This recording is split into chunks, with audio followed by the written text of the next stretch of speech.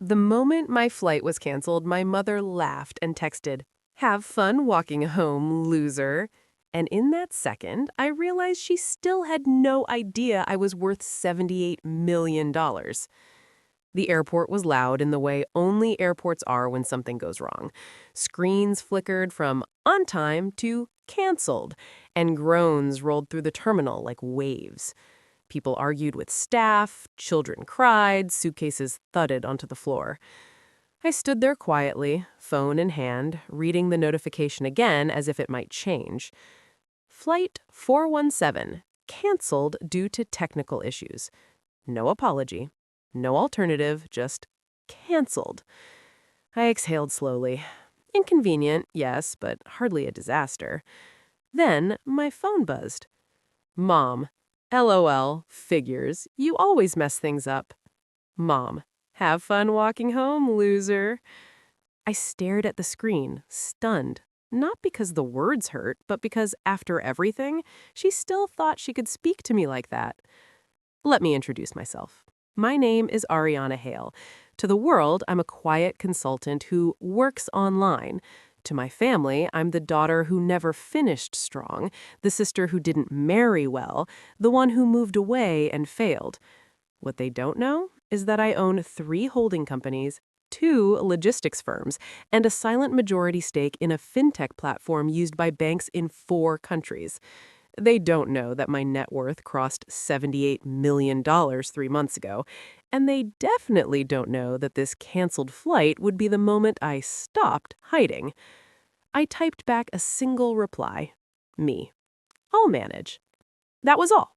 Because you don't explain power to people who enjoy mocking you, you show it. I sat down near gate C-17 and watched people panic. I didn't. I opened my laptop, connected to the airport Wi-Fi, and joined a video call. "Morning, Ariana," said Daniel, my CFO. "We just closed the Zurich acquisition." "Good," I replied calmly. "Finalize the escrow today. No delays." He nodded. "Also, the board approved your proposal. Congratulations." I smiled faintly. Another win. Across the terminal, a woman argued with a clerk about a hotel voucher. I remembered being that desperate once, counting coins, begging for understanding, hoping someone would care. Back then, my mother didn't care either. I remembered my graduation day. Empty seats. No parents, no applause, just a text hours later. "Sorry, got busy." I remembered holidays where my siblings received gifts and I received advice on being more realistic. I remember the time my mom said, "You should lower your expectations. Not everyone is meant for success." I did lower something that day. My contact with them. Another text came in. "Mom, seriously? How are you getting home? Need money?" I laughed softly. Money. The irony was almost poetic. I closed my laptop, stood up, and walked toward the private aviation desk on the far end of the terminal, the one most people didn't even notice. The attendant smiled politely. "How can I help?" I said, "I need a jet to New York. Within the hour." She checked her screen. "Certainly, Miss Hale." No shock, no questions, just professionalism. As she processed the request, my phone buzzed again, this time from my sister. "Sister, Mom says your flight got canceled. Figures. Guess some people just don't get ahead." I didn't respond. I didn't need to, because while they were laughing in their living room, I was signing a charter agreement worth more than their house. An hour later, I boarded a sleek black jet with cream leather seats and a flight attendant who offered champagne. As the plane lifted off, I looked out the window at the shrinking airport. This wasn't about a canceled flight. This was about a lifetime of dismissal, and I was done being the family joke. When I landed in New York, my driver was waiting. "Welcome back, Miss Hale," he said, opening the door. As we pulled onto the highway, I finally allowed myself to think about what came next. Because hiding my success had protected me once, but now it was enabling their disrespect. My mother still believed I was one bad day away from failure. My sister still believed I was beneath her. They all believed I needed them. They were wrong. And soon, very soon, they were going to find out just how wrong they'd been. Not through yelling, not through revenge speeches, but through silence, distance, and undeniable proof. I looked at my phone one last time before putting it away. No more explanations, no more shrinking. The flight was canceled, but my arrival? It was inevitable. The day my family finally learned the truth, no one laughed, and that silence was louder than every insult they ever threw at me.